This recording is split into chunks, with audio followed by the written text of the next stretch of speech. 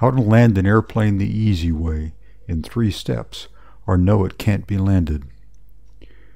Video 2. Using rudder and ailerons to keep aligned and centered.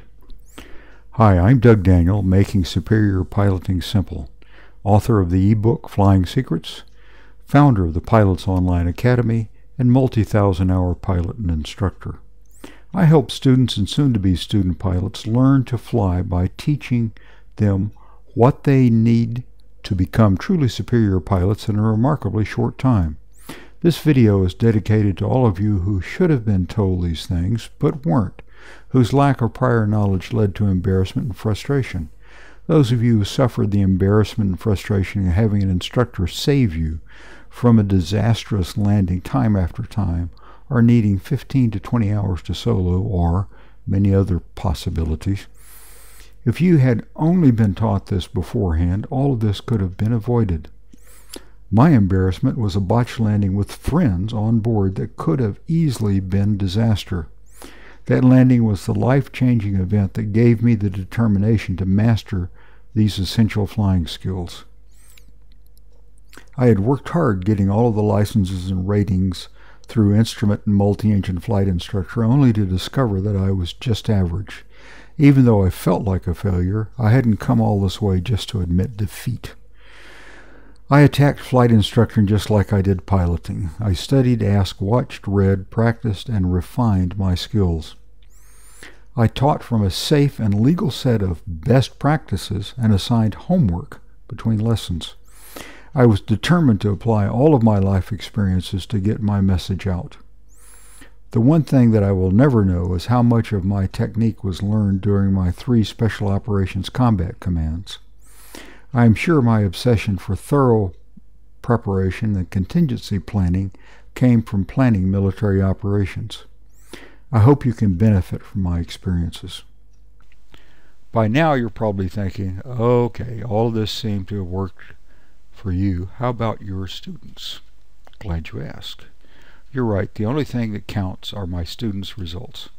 Once I started applying my best practice lessons, my students started soloing 5.0 hours sooner than the national average and getting their licenses over 15 hours quicker. The fact is, there are better ways of teaching flying than using the dog-eared lesson plans from the 50s, 60s, and 70s.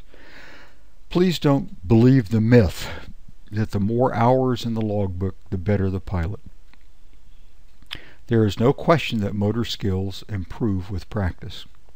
But practicing the wrong thing or practicing the wrong way does not improve piloting skills. Believe that you can be a low-time, high-performance pilot, because it's true. In the last video, we talked about the 3 natural steps of any landing and showed you a procedure that works every time. We only had time to look at elevator flaps and throttles, the controls you use to control glide path and airspeed. Today I'll teach you how, by using your ailerons and rudders as well, you gain complete command of every landing. These are controls you use to keep both centered and pointed in the right direction at the same time. So let's review some fundamentals. When the wind blows, an airplane is carried wherever the wind takes it. In this diagram, this is the airplane's path through the wind. This is the wind, and so the solid black line becomes the airplane's path over the surface of the ground. If the wind does not blow either with or against the airplane's heading, the wind has a crosswind component. If the wind has a crosswind component, the airplane does not travel across the surface in the direction that it's pointed. From an observer's point of view on the ground, the airplane is flying slightly sideways. An airplane's main landing gear wheels only roll forward or backward, but not side by side, side to side, and they do not swivel. When an airplane lands, the wheels should roll in the direction the airplane is traveling. So let's look at how to point your wheels. Since your main wheels roll in the direction the airplane is pointing, we need to point the airplane in the direction it's going. Because the airplane travels slightly sideways across the ground when the wings are level and the wind has a crosswind component, coordinated flight is not the answer. If you point your airplane in the direction that you want it to go when it touches and you are getting it going in that direction, you will have the wheels rolling in the right direction when it touches down. So you'll have to be cross-controlled. Pointing it down the runway right over the center stripe with your rudder, and banking it into the wind with your ailerons so it slips into the wind just fast enough to offset the crosswind and keep you right in the middle of the runway. Now you're pointed and going in the same direction, the right direction. You won't get jerked right or left when you touch down. How your side slip offsets the crosswind. Let's start with a no wind condition. So here we are headed straight down the runway, wings level, and we're staying over the center. Now what happens when you only apply left aileron?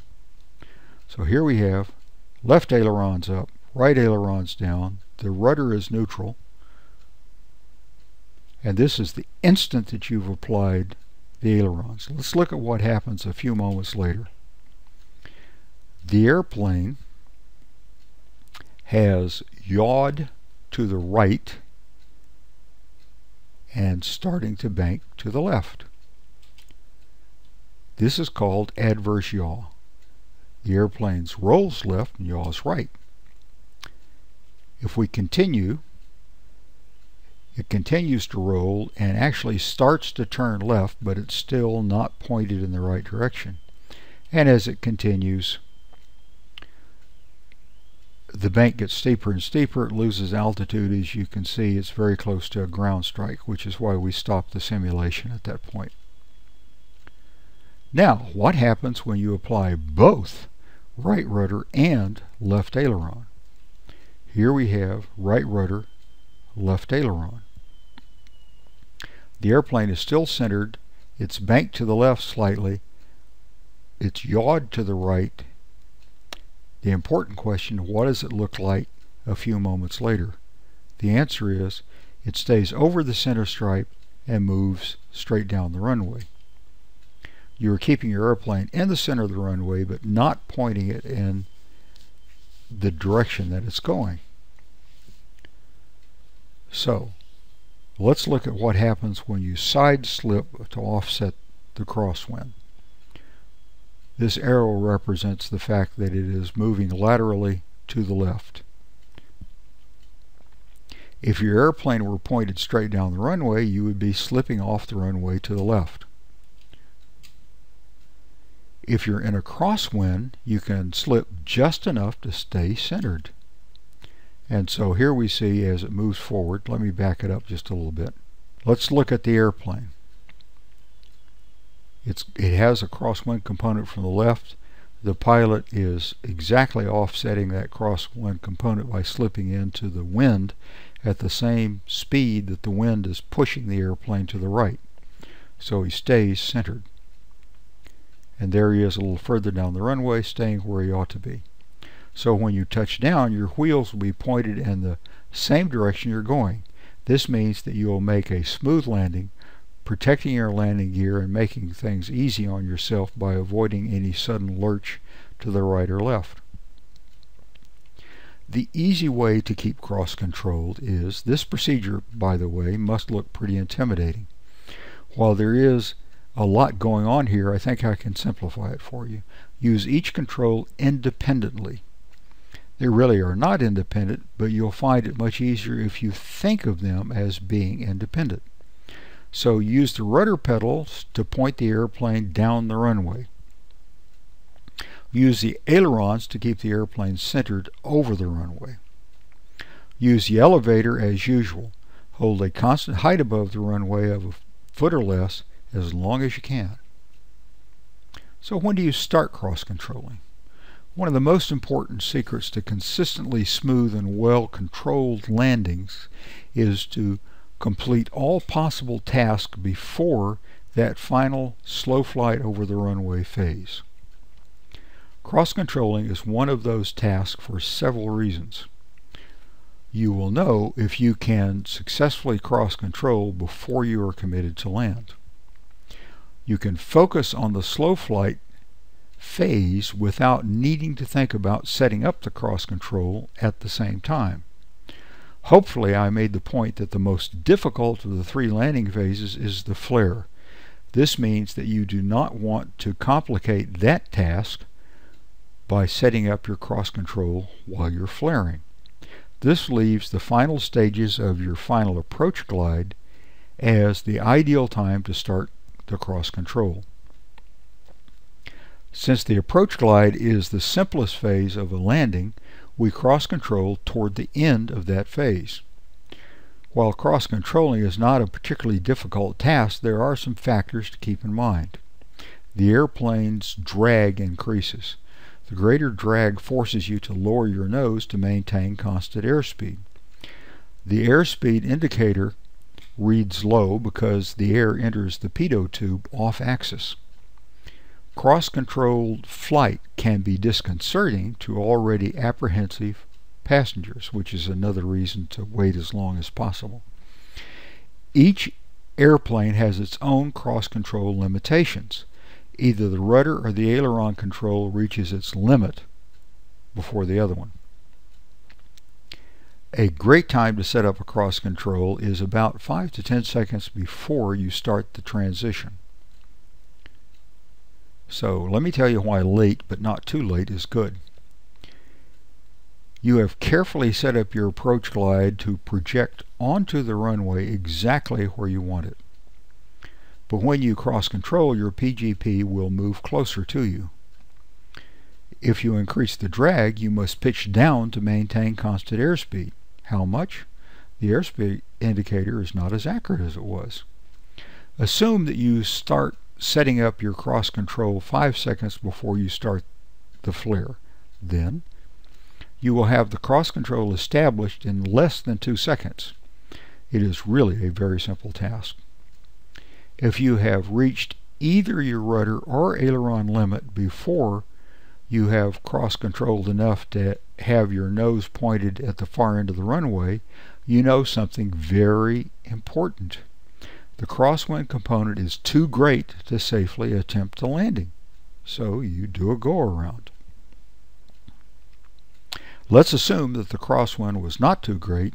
You are now pointed in the proper direction and you can control your lateral position with your ailerons. The increased drag will only move the PGP by a few tens of feet, if that. That's not a problem. The airplane needs time to slow down. It will not lose more than a knot in a few seconds. You don't need to change your pitch attitude, so your pitch stays constant.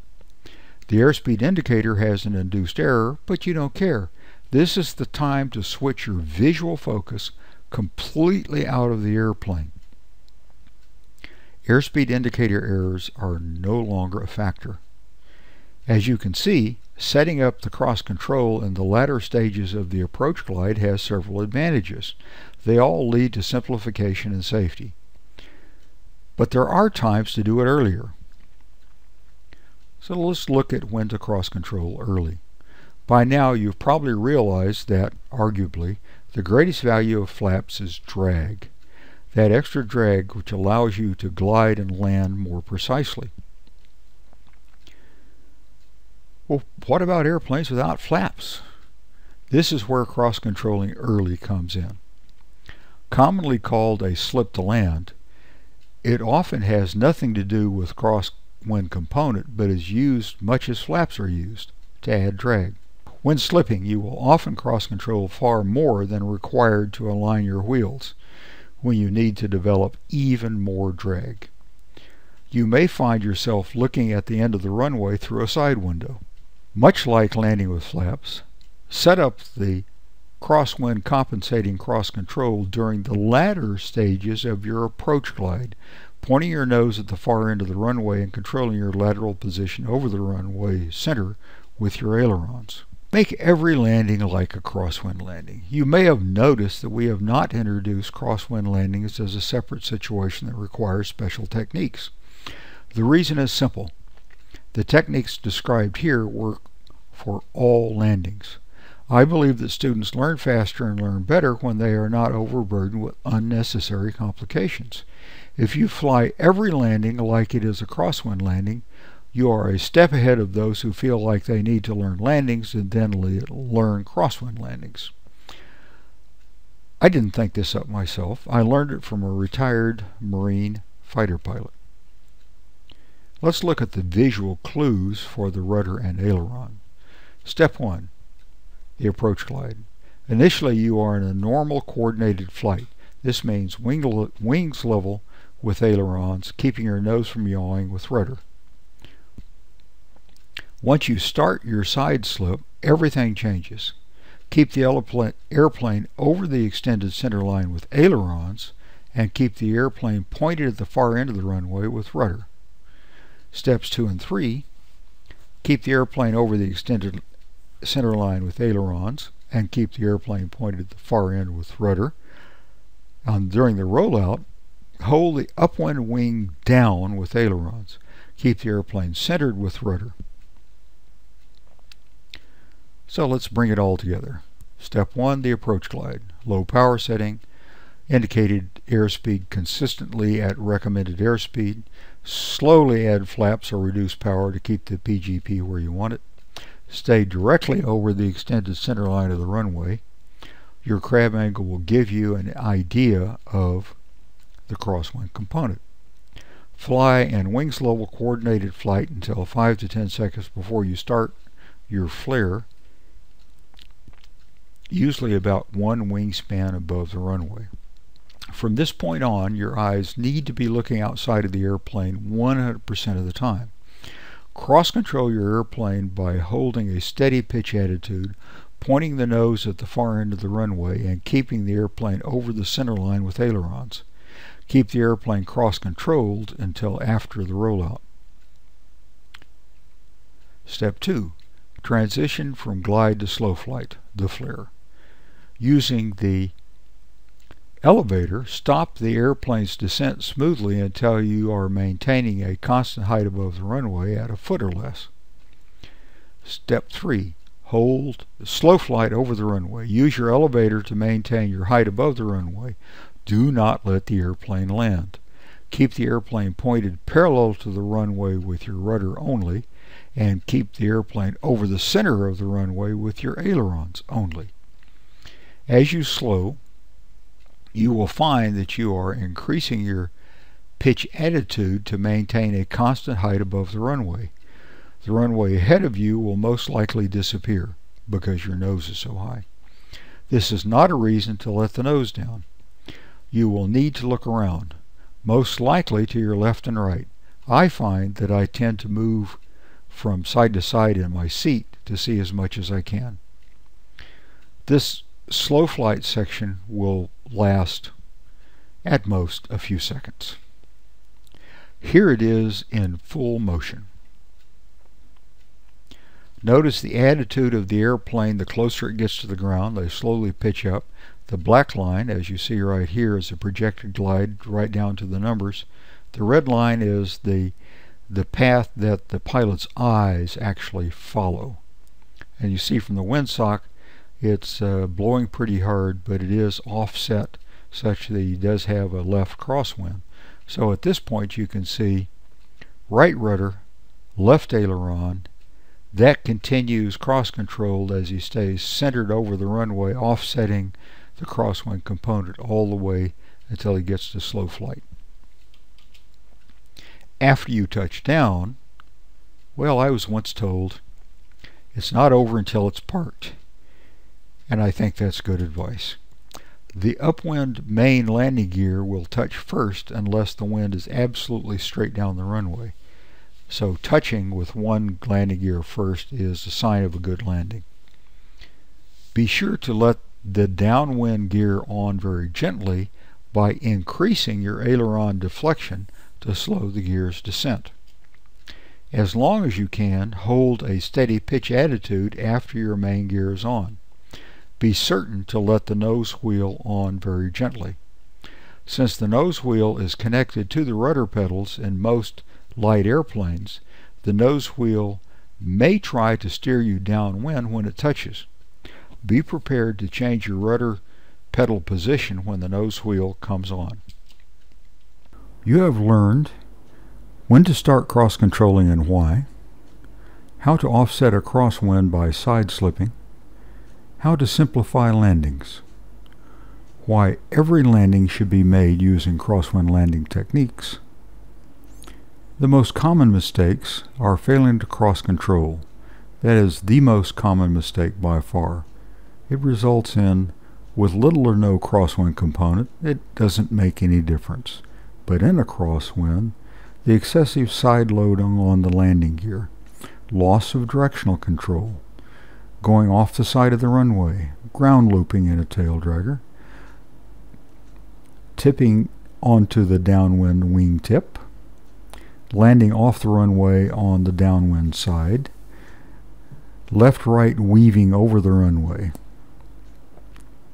failing to use ailerons for lateral position, resulting in, with little or no crosswind component, no impact at all, but in a crosswind, all the problems associated with failing to cross control. Failing to use rudder for directional control results in, with little or no crosswind, you guessed it, all of the problems associated with failing to cross control. Here is our disclaimer. It's really fascinating. So I am Doug Daniel. My objective in life is to make superior piloting absolutely as simple as I possibly can. Thanks a lot for watching.